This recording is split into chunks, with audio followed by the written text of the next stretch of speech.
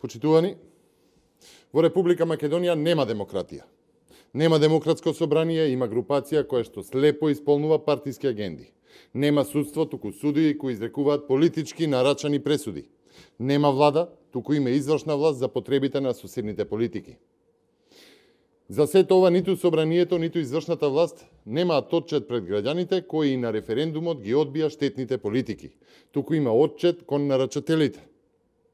Почитувани, сето ова е надополнето со политички прогон против опозицијата, против ВМРО-ДПМН, против поранешни и актуелни политичари кои не се согласуваат со владините политики.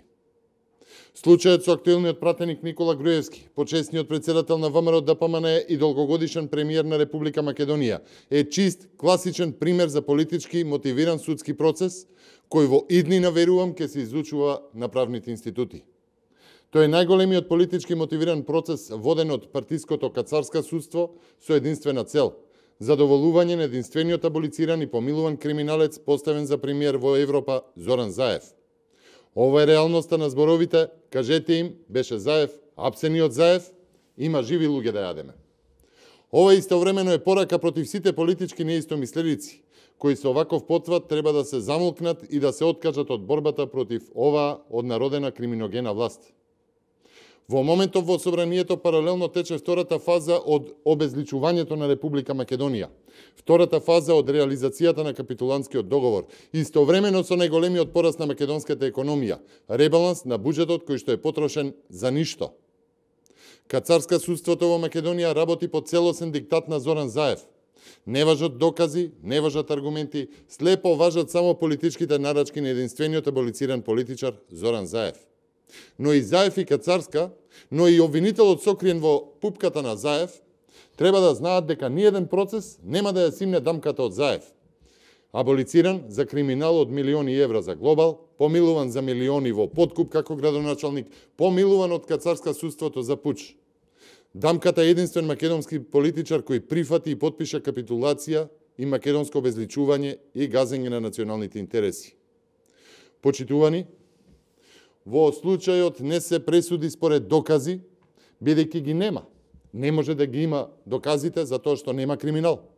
Од спектакуларните најави и обвинувања за криминали тешки милиарди евра, остане едно големо ништо. Фактите се следни. За набавка на автомобилот спроведен е тендер. По изборот на компанијата која ќе го набави, немало никакви понатамошни жалби, ниту забелешки. Ниту е остварена противправна имотна корист, ниту е нанесена штета. Ова е политичка хајка за народот, наводно за набавка на блиндираниот автомобил, кој што сега Заев продолжува да го користи. Велеа дека бил уништен и изгребан, па откако го слика и купија ден со сликање, го изгланца и го ставија во погон за превоз на делегации. Самиот случај е правен преседан. Автомобилот е набавен поради тоа што постојниот беше 2 децении стар, амортизиран и со помината безбедносна ефикасност. Македонија сега барем има едно репрезентативно возило. Токму СЈО и Кацарска судството направија политички случај кој е извор на манипулации и дезинформации за имот кој остана во наследство на Република Македонија. Ова е уште еден еклатантен пример каде се докажува пристрасноста и политичката хајка која што ја води Заев преку Кацарска судството. Почитувани, рокот на употреба на оваа Франкенштейн коалиција меѓу судот и криминогената власт за политички прогон брзо изминува. А политички прогон, нарачан од Заев, сепак нема да го изедначи Груевски или било кого од ВМРО-ДПМН со Заев и неговите криминали, ниту ќе му е оправда капитулацијата. Ви благодарам.